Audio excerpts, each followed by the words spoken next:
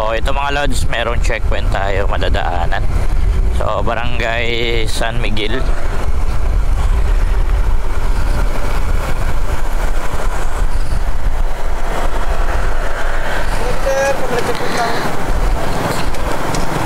So Kumalig checkpoint pa mga lodi, madadaanan natin ngayon.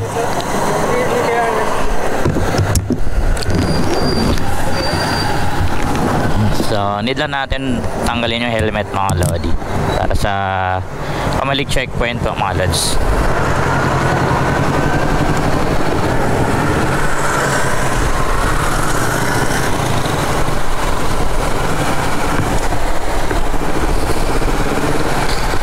So para sa mga motorista mga lodi na dadaan dito sa checkpoint, so need lang natin magtanggal ng helmet sa mga naka full face. So sa mga naka full face mga lodi ha.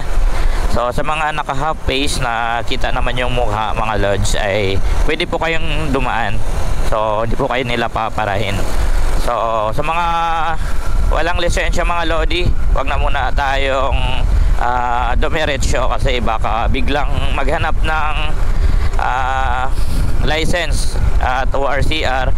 So mas mabuti nang umiwas na lang muna tayo mga lods. So sa mga kompleto at naka full face helmet mga lods, ay ipapatanggal po yung helmet.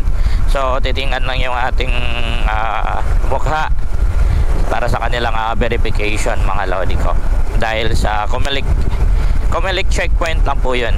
So ayan, yun lang para sa mga lodi natin na wala pong license at pasok yung ORCR mga lodi ko.